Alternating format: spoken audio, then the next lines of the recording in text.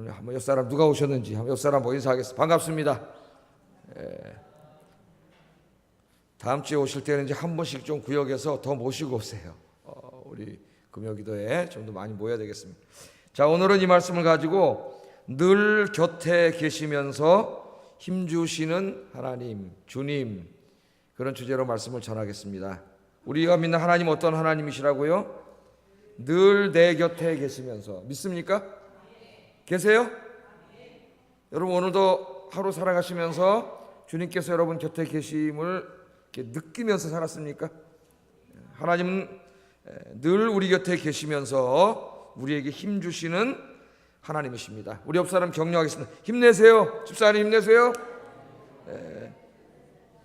당신 곁에 주님이 늘 함께 하십니다.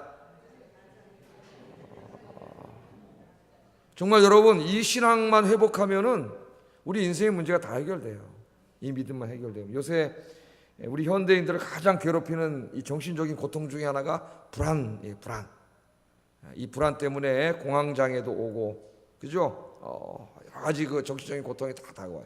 불안하고 두렵고, 이 불안하고 두려운 것은 인간이 하나님 떠나면서 생긴 영적인 질병이에요. 물론 이것을 치료하기 위해서 정신과에도 가고 또 약도 먹고 또 심리 치료도 받고 이런 것들이 다 필요합니다. 어느 정도는 필요하지 않다는 게 아니에요. 그러나 그런 것만 가지고 궁극적으로 치료할 수 없어요. 하나님 떠난 인간의 내면 속에 있는 궁극적인 질병이기 때문에 하나님께로 돌아오지 않는 한 궁극적인 치료는 없습니다. 우리가 하나님께로 돌아와서 전능하신 하나님, 이 온 우주 만물을 창조하신 하나님이 늘 내 곁에 계시면서 나를 지켜주신다고 하는 것, 나에게 힘 주신다고 하는 것, 이 믿음을 갖게 되면은 이 불안이 싹 없어져요. 두려움도 없어져요. 걱정과 염려가 다 없어지고 마음의 평안이 찾아오게 되는데, 오늘 말씀을 듣는 중에 성령께서 여러분 안에 찾아오셔서 이 믿음이 회복되고 여러분 모든 정신적, 육체적, 영적인 고통이 다 치유받는 이 시간 되기를 주의 이름으로 축복합니다. 오늘 이 말씀은 사도 바울이 로마 감옥에 두 번째로 투옥되었을 때에 있었던 이야기예요. 오늘 16절 말씀 한번 다시 읽어볼까요? 시작.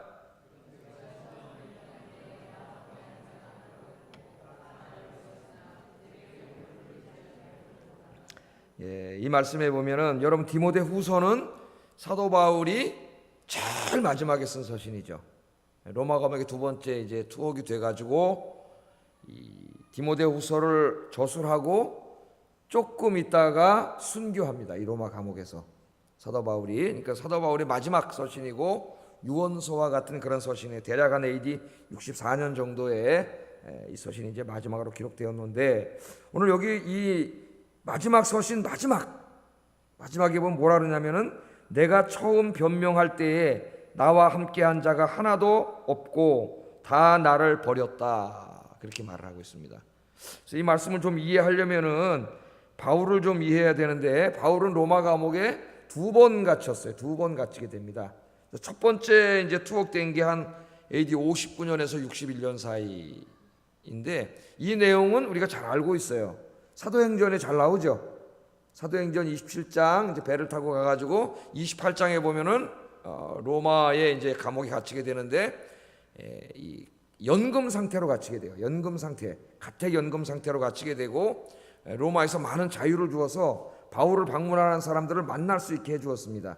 그래서 사도행전 28장을 읽으면 바울이 그 로마 감옥에 갇혀 있으면서도 사람들을 만나면서 계속 하나님 나라의 복음을 증거했다고 이야기해요. 2년 동안 그렇게 로마 감옥에 있다가 2년 후에 사도 바울이 석방이 됩니다. 석방된 이후의 행적에 대해서는 성경에 잘 나오지 않아요. 없어요. 사도행전에 없어요. 그러나 이제 초대교회 그 기독교 전승에는 이런 내용들이 많이 나오는데, 이 석방이 돼가지고 사도 바울이 꿈에도 소원이었던 것이 뭐였어요? 로마서 15장을 읽어보면은 로마 교인들에게 편지를 보내면서 내가 너희를 방문하고 너희의 도움을 받아 저 소바나까지 가서 복음 전하기를 원하노라. 로마서 15장 그렇게 말합니다. 그 당시에 이 지리관으로 말하면 서바나, 지금 스페인이죠. 스페인은 땅끝이에요. 땅끝. 왜? 그 당시 사람들은 지구가 네모나다고 믿었기 때문에 계속 배를 타고 그쪽으로 서쪽으로 가면은 낭떠러지에 떨어져 죽는다고 생각을 했어요. 그 땅 끝이 어디냐면은 스페인이라고 생각을 했다고. 근데 우리 예수님이 뭐라 그랬어요? 오직 성령이 너희에게 임하시면 너희가 권능을 받고 예루살렘과 온 유대와 사마리아와 땅 끝까지 가서 내 증인이 되라. 바울이 말씀을 마음에 새기고 그 당시에 자기가 알았던 땅 끝 스페인까지 가기를 원했는데 하나님이 석방을 시켜줬어요. 그러니까 너무 감사해가지고 스페인까지 가서 복음을 전합니다. 기독교 전승에 의하면 잉글랜드 지방까지 갔다는 전승이 나와요. 역사적으로 믿을 수 있는가는 뭐 확실하지 않지만 잉글랜드까지는 아니더라도 스페인까지 간 건 거의 틀림없는 것 같아요. 스페인까지 가서 복음을 전하고 다시 돌아와서 이 터키, 에베소 있는 그 터키 소아시아 지역에 와가지고 사도 바울이 복음을 전하고 그렇게 있었어요. 이렇게 복음을 전하고 있는데 로마의 정치적인 상황이 변해가지고 여러분이 잘 알고 있는 그 폭군인 네로라고 하는 황제가 황제에 등극을 하게 되는데 이 네로가 얼마나 이게 폭군 이 포악한 인간이고 정신 나간 미치광이냐면은 자기를 가르친 스승을 죽였습니다. 자기를 가르친 스승을 죽인 것만이 아니라 자기를 낳아준 어머니까지 죽였어요. 자기를 낳아준 어머니까지. 그러니까 이건 완전히 미치광이 이 폭군인데 이 네로가 나중에는 이 로마에 자기의 마음에 안 드는 곳들이 많이 있어가지고 로마를 다 부셔버리고 새롭게 지고 싶었는데 그렇게 할 수가 없으니까 로마에다 불을 질러버렸어요. 로마가 막 화재에 휩싸여가지고 막 많은 사람이 죽고 로마가 다 불탔습니다. 그러니까 로마 시민들의 막 반란이 일어나가지고 자기가 죽게 생겼어요. 그랬더니 이 로마에 불지른 사람들이 자기가 아니라 누구라고 뒤집어 씌웠냐면은 그 당시 로마인들의 공공의 적이었던 기독교인들에게 뒤집어 씌웠어요. 갖다나 기독교인들을 미워 죽겠는데 꼴뚜배기 싫어 죽겠는데 로마인들이 로마에 불을 지른 게 기독교인이라 이렇게 되니까 엄청난 박해가 옵니다. 엄청난 박해와 환란이 다가왔어요. 로마 교회에. 근데 사도 바울이 이 소아시아에서 복음을 증거하고 그리스에서 복음을 증거하다가 이 소식을 듣게 돼요. 바울이 이 소식을 듣게 되는데 자기는 지금 편안하게 복음을 전하고 있는데 자기가 2년 동안 거기서 가르치고 이렇게 돌봤던 그 로마 교회 사람들이 성도들이 네로 치하에서 엄청난 박해를 받고 있다는 사실을 듣고 자기 혼자 거기 편하게 있을 수가 없었어요. 이 바울이 목회자로서 양심이 안 가도 되는데 그냥 편안하게 거기서 목회해도 되는데 그래서 사도 바울이 그 로마로 갑니다. 로마로 다시 들어가요. 로마로 들어가서 이제 거기서 교인들을 돌보다가 투옥되게 됩니다. 그래서 이제 그 로마 감옥에 2차로 투옥돼 가지고 쓴 서신이 이제 디모데후서 마지막 이 서신이에요. 근데 이제 이 로마 두 번째 투옥은 첫 번째 투옥하고는 전혀 성격이 달라요. 첫 번째 투옥은 그냥 자유도 많고 가택 연금 상태에서 이렇게 2년 동안 있었지만 두 번째 투옥은 정치범으로 잡혀 들어갔고 네로 치하에 잡혀 들어갔기 때문에 로마에서 한참 떨어진 어디 굉장히 험난하고 살벌한 한번 잡혀 들어가면은 죽어서밖에 나올 수 없는 그런 감옥에 갇히게 돼요.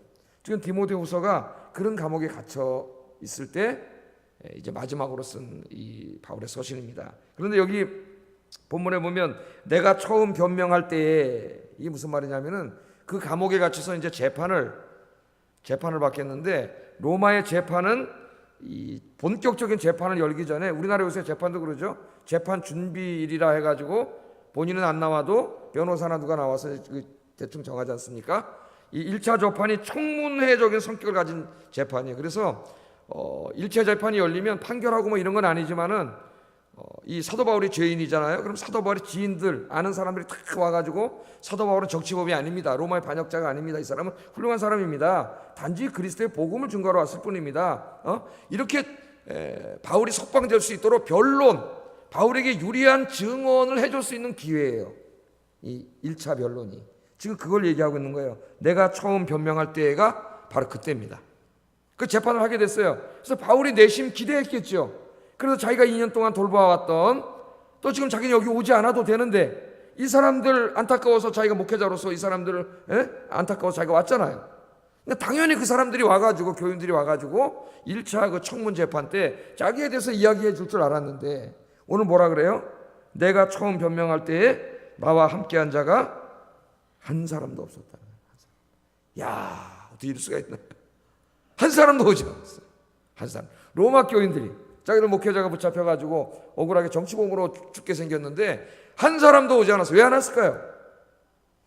그렇죠. 정치범으로 몰렸는데 괜히 가서 그 사람 변론해 주다가 너도 같은 편이지. 그래 붙잡히면 그냥 감옥에 가서 자기도 그냥 어떻게 될지 몰라요. 그러니까 불안하고 두려우니까 무서우니까 한 사람도 오지 않았어요. 바울은 뭐라 그러냐면 나와 함께한 자가 하나도 없고 다 나를 버렸다고요. 나를 버림받은 느낌을 받았습니다. 이거 제가 한번 생각해 봤어요. 성경을 읽으면서 야 내가 목회자인데 이런 경우를 당했다면 어떻게 했을까? 에? 그냥 교회에서 그래도 힘들 텐데 이 감옥에 갇혀가지고 1차 청문 재판 때 그래도 교인들이 와서 자기를 좀 변론해 주기를 바랬는데 한 사람도 오지 않고 자기는 버림받았다. 성도들에게 버림받았습니다. 여러분 얼마나 외롭겠어요? 얼마나 두렵고 얼마나 고립감을 느끼고 얼마나 고독했겠습니까? 자기는 저 사람들 왜 목숨 걸고 여기 왔는데 한 사람도 오지 않는 거예요. 한 사람도 오지 않는 거예요. 오늘 그 이야기입니다. 여기 1절에 있는 게 그 이야기를 디모데에게 편지로 쓰면서 버렸지만은 그들에게 허물을 돌리지 말라. 그렇게 얘기합니다. 그들에게 허물을 돌리지 말라. 이제 디모데가 로마 감옥으로 올 건데 허물을 돌리지 말라. 왜? 그들이 믿음이 연약해서 그런 것이기 때문에 그걸 뭐 어떻게 하겠느냐. 허물을 돌리지 마라. 사도 바울이 그렇게 이야기를 합니다. 그러니까 오늘 이 정말 감옥에 이제 언제 죽을지도 모르는 이 살벌한 감옥 그 안에 갇혀 있는데 아무도 찾아오는 사람도 없고 변론해 주는 사람도 없고 오직 자기가 자기를 변론해야 되고 자기 혼자야 혼자 자기 혼자라 혼자 있었어요. 그런데 놀라운 이야기를 합니다. 바울은 혼자였는데 아무도 오지 않았는데 바울은 사실은 혼자가 아니었다고 이야기해요. 아무도 오지 않았는데 바울은 혼자였는데 혼자가 아니었다고 이야기합니다. 왜 혼자가 아니었을까요? 누가 바울과 함께 계셨을까요? 주님께서. 할렐루야. 하나님께서 함께 하셨습니다. 17절 이 고백을 이렇게 합니다. 읽어보겠습니다. 시작.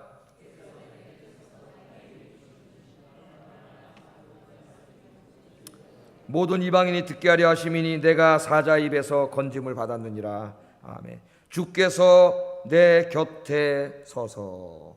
그런 놀라운 이 말씀을 계속 묵상해봤어요. 아까도 와서 기도하면서 주께서 내 곁에 서서.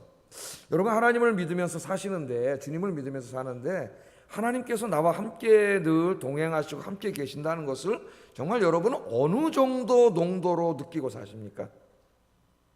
정말 하나님이 나와 내 곁에 늘 이렇게 서 계신다는 것을 여러분 느끼고 사세요? 우리 신앙생활을 한번 자기를 점검해 봐야 돼요. 오늘 사도 바울이 뭐라 하니 그 차디찬 감옥에 아무도 찾아오지 않는 곳에 자기는 혼자 남았다고 하는 그런 두려움과 고립감에 휩싸여 있었는데 뭔가 누군가 자기 곁에 누군가 서 있는 느낌을 받았겠죠. 그 누군가가 누구예요? 주께서라고 합니다. 주께서. 주님께서 내 곁에 서셔서 내가 낙망하고 있었는데 내가 두려워하고 있었는데 나에게 힘을 주셨다. 그래서 그 다음 말씀이 뭡니까? 내가 그들 앞에서 나를 변호하면서 오히려 하나님 나라의 복음을 다 선포하는 계기를 갖게 됐다. 그렇게 사도 바울이 여기서 이야기를 하고 있습니다. 놀라운 사실이에요. 주님께서 바울 곁에 계셨고 바울에게 힘을 주셨습니다. 여러분 우리가 믿는 하나님은 신실하신 하나님이세요. 하나님은 하나님의 백성들을 절대로 혼자 두지 않았어요. 우리 혼자 감옥에 가두어 놓고 혼자 외롭고 혼자 고독하고 혼자 두렵고 그렇게 하도록 하나님을 내버려 두지 않습니다. 하나님은 늘 우리와 함께 계세요. 오늘 우리 곁에 하나님 서 계시다고 이야기합니다. 바울이 하나님의 일을 할 때에 편안한 적이 거의 없었어요. 바울이 하나님 일을 할 때 무슨 환경이 좋고 뭐 돕는 사람이 많고 항상 뭐 그런 적 별로 없었습니다. 늘 힘든 상황이었어요. 살해의 위협을 당하고 매 맞고 쫓겨다니고 밥을 굶고 배 타면 풍랑이 일어나고 늘 삶과 죽음의 경계선 상에 있을 때가 비일비재했어요. 고린도후서 5장을 읽어보면은 사도 바울이 그 얘기를 해요. 늘 삶과 죽음 그게 그냥 항상 그 가운데 있었어요. 사도 바울이. 그런데 바울이 그런 가운데서도 어떻게 주님의 사역을 끝까지 감당할 수 있었는가 하면은 주님께서 늘 함께 계심을, 하나님께서 늘 자기와 함께 계심을 확신했기 때문입니다. 할렐루야. 여러분 저 사도행전을 읽어보면은 바울의 그 사역 중에 여러 번 하나님이 찾아오시는 장면이 나와요. 한 몇 군데만 찾아보겠습니다. 이 고린도에 가서 복음을 전할 때 고린도에서 가서 복음을 전하는데 유대인들이 단합해가지고 사도 바울을 죽이려고 했어요. 바울이 고린도 사역을 했더니 많은 사람들이 예수 믿고 돌아오니까 시기 질투했던 유대인들이 단합을 해가지고 사도 바울을 죽이려고 했습니다. 더 이상 고린도에서 사역을 할 수 없었어요. 두렵게 만들었어요. 무섭게 만들었습니다. 그러니까 바울이 두려웠겠죠. 바울이 인간이기 때문에 바울이 두려운 마음이 들었습니다. 아, 이제 포기하고 가야 되나? 고린도를 떠나야 되나? 우리 마음이 그렇잖아요. 제 마음이 그런 마음이 들었을까? 이제 그만해야 되나? 이런 마음이 들 때에 하나님께서 바울을 찾아오십니다. 그 말씀이 사도행전 18장 9절 10절 말씀이에요. 같이 한번 읽어보겠습니다. 시작. 두려워하지 말며 침묵하지 말고 말하라. 내가 너와 함께 있음에 어떤 사람도 너를 대적하여 해롭게 할 자가 없을 것이니 이는 이 성중에 내 백성이 많음이라 하시더라. 아멘. 환상 중에 하나님께서 바울을 찾아오십니다. 고린도 교회에서. 그래서 뭐라 그래요? 두려워하지 말라. 여러분이 하실 말씀이에요. 두려워하지 마세요. 무서워하지 마세요. 불안해하지 마세요. 여러분 혼자가 아니에요. 누가 계세요? 여러분 곁에 전능하신 하나님, 말씀으로 온 우주 만물을 창조하신 광대하신 하나님, 그 하나님 여러분을 혼자 두지 않으시고 여러분 곁에서 여러분을 지키고 계세요. 내가 너와 함께 있음에, 내가 너와 함께 있음. 우리는 때로 하나님 보이지 않습니다. 너무 힘들면 내가 앞으로 가도 하나님이 없고 뒤로 가도 하나님이 없고 위를 봐도 하나님이 없고. 누가 그랬어요? 욥이 욥기 23장에 그랬죠. 너무 힘들어서 욥기 23장 8절 9절에 내가 하나님을 찾아서 이야기하려고 앞으로 가도 하나님이 없고 뒤로 가도 하나님이 없고 위를 봐도 하나님이 없고. 하나님이 없나요? 나중에 욥기 끝날 때 어떻게 해요? 하나님이 늘 욥과 함께 계셨어요. 자기가 믿음이 약해져서 자기와 함께 계시는 하나님을 느끼지 못하고 보지 못했을 뿐이에요. 하나님이 보이지 않으니까, 하나님이 느껴지지 않으니까 두려운 거예요. 무서운 거예요. 불안한 거예요. 마귀만 보이니까. 여러분, 하나님이 여러분과 함께 계십니다. 우리 하나님은 야훼예요. 이름이 야훼. 야훼는 우리와 함께 계시는 하나님이라는 뜻이에요. 임마누엘이에요. 임마누엘. 그 이름 자체가, 하나님의 이름이, 하나님 우리에게 알려주시는 그 언약의 이름이 우리와 함께 계시는 하나님이라는 뜻이에요. 야훼 하나님. 하나님 늘 우리와 함께 계세요. 내가 너와 함께 있음에 어떤 사람도 너를 대적하여 해롭게 할 자가 없을 것이다. 아멘. 믿습니까? 네, 기도하세요. 나와 함께 계신 하나님, 내가 믿음이 없어서 그 하나님을 느끼지 못하고 보지 못하고 사는데 나에게 믿음을 주셔서 나와 함께 계신 하나님, 내가 늘 하루 24시간 매 순간순간마다 느낄 수 있게 하여 주시옵소서. 여러분 그렇게 그 믿음이 생기면 여러분 인생이 오늘 확 달라져요. 모든 불안과 두려움과 우울이 다 사라져요. 하나님이 나와 함께 계신데 오늘 바울처럼 내가 너와 함께 있으면 그 누구도 너를 대적하여 해치지 못하리라. 여호수아에게도 구약에 말씀하셨죠. 내가 너와 함께하면 네가 어디로 가든지 아무도 너를 해치지 못하고 내가 너를 지키리라. 여호와에게도 하나님 약속해 주셨잖아요. 이 약속의 말씀은 신구약 66권을 통틀어 하나님이 우리에게 주신 하나님의 약속이에요. 약속. 지금 이 시간에도 하나님은 여러분과 함께 계시는 줄로 믿습니다. 자, 사도행전 27장에 보면은 사도 바울이 이제 죄우스의 신분이 돼가지고 배를 타고 그렇게 가고 싶어 했던 로마로 가지요. 가는 장면이 나오는데 바울을 태웠던 배가 풍랑에 휩싸여가지고 여러 날 동안 막 하늘의 해와 달과 별도 보이지 않고 폭풍이 몰아치고 파도가 몰아치고 이제 배가 막 뒤집히면서 일주일을 그렇게 지냈어요. 그러니까 막 여러분 생각을 해보세요. 일주일 동안 조그만 배에서 그냥 옛날 배까지는 배인데 그게 막 요동치고 있는데 끝이 안 보이는데 말이죠. 얼마나 무서웠겠습니까? 모두가 공포에 떨 때 바울이 일어나서 두려워하지 말라고 이야기하면서 놀라운 간증을 해요. 사도행전 27장 23절 24절 한번 읽어보겠습니다. 시작.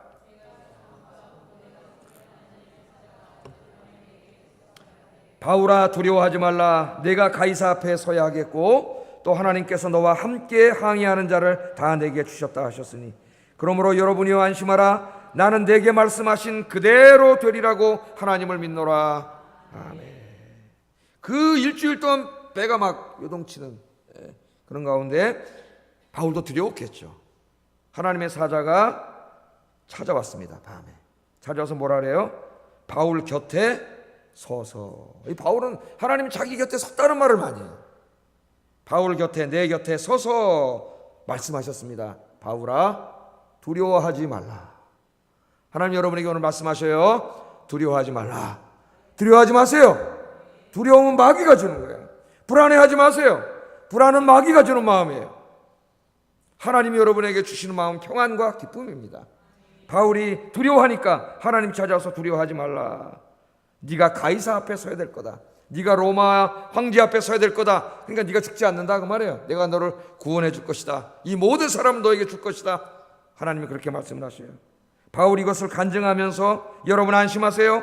나는 내게 말씀하신 그 하나님의 말씀 그대로 될 것이라고 하나님을 믿습니다. 아멘. 여러분 제가 읽어드린 말씀대로 그렇게 될 줄로 믿습니까? 믿으시길 바랍니다. 여러분 믿으면 행복해져요. 우리를 행복하게 하는 것은 돈이 아니라 그랬어요. 믿음이에요. 믿음. 하나님이 나와 함께 계심을 믿는 믿음이 있으면 우리는 행복해집니다. 그래서 구약의 경건한 사람들은 늘 이 신앙을 가지고 살았어요. 그 유명한 시편 말씀 시편 121편 3절에서 6절까지 한번 읽어보겠습니다. 시작. 너를 지키시는 이가 졸지 아니하시리로다. 이스라엘을 지키시는 이는 졸지도 아니하시고 주무시지도 아니하시리로다. 여호와는 너를 지키시는 이시라. 여호와께서 내 오른쪽에서 내 그늘이 되시나니 낮에 해가 너를 상하게 하지 아니하며 밤의 달도 너를 해치지 아니하리로다. 아멘. 여러분 믿습니까? 제가 오래전에 한 분이 너무 불안과 두려움에 떨어서 상담을 요청해 왔을 때 시편 121편 말씀을 읽어준 적이 있습니다. 여러분 이 믿음을 잃어버렸기 때문에 그 마음에 불안이 찾아온 거예요. 그 마음에 두려움이 찾아온 거예요. 여호와께서 너를 실족하지 아니하게 하시며 너를 지키시는 여호와가 졸지 아니하시리로다. 이스라엘을 지키시는 이는 졸지도 아니하시고 주무시지도 아니하시리로다. 여호와는 너를 지키시는 이시라. 여호와께서 내 오른쪽에서 내 그늘이 되시나니 낮에 해가 너를 상하게 하지 아니하며 밤의 달도 너를 해치지 아니하리로다. 아멘. 이 말씀을 그냥 읽지 마시고요. 묵상을 하세요. 묵상. 이 말씀을 읽고 자꾸 생각하고 묵상을 하세요. 아, 여호와 하나님께서 나와 함께 계시는구나. 나를 지키시는구나. 사도 바울은 하나님이 내 곁에 섰다 그랬는데, 여러분 한나는 기도할 때 하나님 앞에서 기도했다 그랬는데, 여러분은 기도하시는데 누구 앞에서 기도하는 거예요? 하나님 앞에서. 한나는 기도할 때 하나님이 자기 앞에 있음을 느꼈어요. 여러분 오늘 기도할 때, 여러분 인생을 살아갈 때, 인생의 험난한 이 광야와 같은 인생을 살아갈 때 혼자가 아니에요. 어떨 때는 혼자라고 하는 생각이 들 때가 있습니다. 나 혼자야, 이 세상에 아무도 없어. 그런 사람이 한강에 가는 거예요. 여러분 이 세상 사람 다 떠나간다 할지라도 오늘 바울처럼 그렇게 믿었던, 자기는 그 사람들을 위해서 목숨까지도 주려고 여기에 찾아왔는데 그 사람들에게 다 배신당하고 한 사람도 찾아오지 않고 그 감옥에 홀로 다니신 혼자 남았구나. 순간 그렇게 생각할지 모르는데 그는 혼자가 아니었습니다. 하나님이 함께 계셨어요.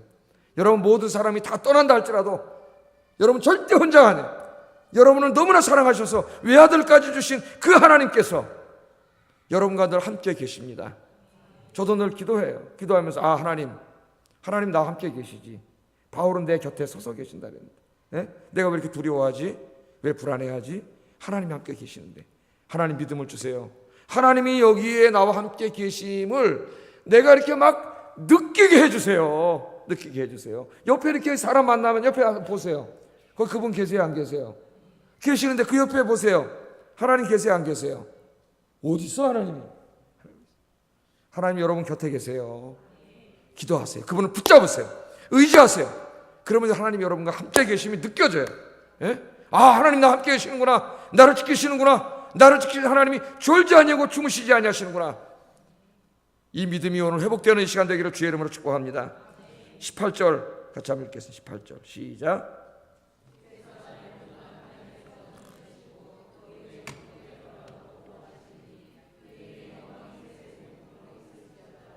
아멘. 그러면서 바울은 기도합니다. 주께서 나를 모든 악한 일에서 건져내시고 또 그의 천국에 들어가도록 구원하실 것이다. 하나님이 지켜주심이 꼭 자기의 생명을 영원히 지켜주심을 의미하지 않아요. 바울에게는. 우리 그리스도인도 마찬가지입니다. 성경에서 내가 너를 지켜준다 할 때에 우리의 일상에서 우리를 지켜주시는 의미도 있지만은 때로는 그 의미를 넘어서서 우리가 이 믿음을 잃어버리지 않고 끝까지 천국에 갈 때까지 하나님이 우리를 지켜주신다고 하는 이런 의미를 의미할 때가 있습니다. 이게 더 궁극적인 지켜주심이에요. 사도 바울은요, 지금은 이제 하나님께서 자기를 지켜주셔가지고 몇 달 동안 하나님이 더 기회를 주셔서 디모데 후서를 쓰게 돼요. 그리고 이제 이 감옥으로는 디모데도 만나게 되고 그런 기간을 주셨지만 궁극적으로는 감옥에서 나가지 못하고 자기가 순교할 것이라는 것을 알고 있습니다. 예? 관제와 같이 벌써 부음이 되고 나의 떠날 기약이 가까웠도다.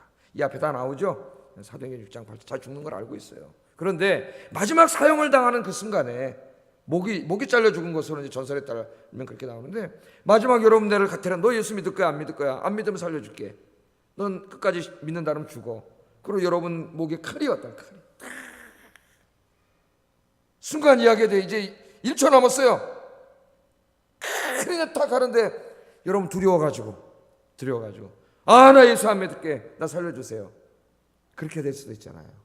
근데 바울은 그렇게 되지 않을 것이라고 확신하고 있는 거예요. 이게 이 말씀이 그의 천국에 들어가도록 나를 구원하실 것이다.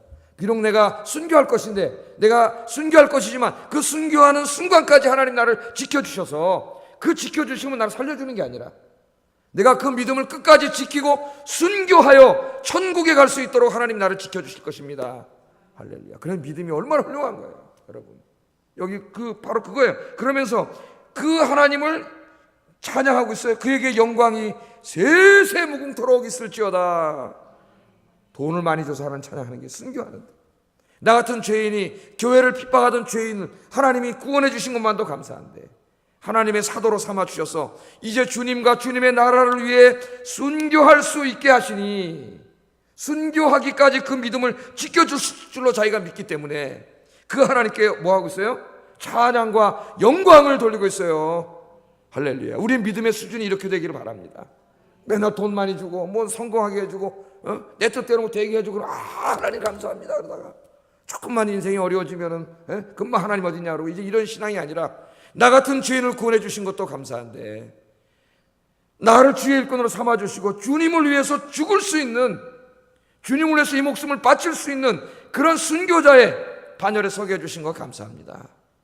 이제 우리의 감사, 우리의 믿음이 이렇게 더 성숙되고 성장되는 우리 아윤교회 성도님들 되시기를 주의 이름으로 축복합니다. 기도하겠습니다. 말씀을 생각하면서 기도하겠습니다. 목사인 저도 인생길 살아가다 보면 힘들 때 있습니다. 어떨 때는 고립감을 느낄 때가 있습니다. 나 혼자라는 생각이 들 때가 있고 불안하고 두려울 때도 있습니다. 그러나 오늘 이 말씀이 가르쳐주는 것처럼 우리는 절대로 혼자가 아니에요. 이 광야 같은 세상에 살아갈 때에 절대로 혼자가 아니고 여러분을 너무나 사랑하시는 하나님께서 늘 여러분 곁에 서셔서 여러분을 지켜주시고 보호하십니다. 그 하나님 의지하고 기도하며 평생 하나님 의지하고 기도하며 살게 하시고 그 믿음이 회복되게 하시고 이제 바울처럼 주님을 위해서 영광스럽게 죽을 수 있는 순교자의 믿음을 가지고 살아가게 해 주시옵소서. 함께 기도하겠습니다. 사랑과 은혜가 충만하시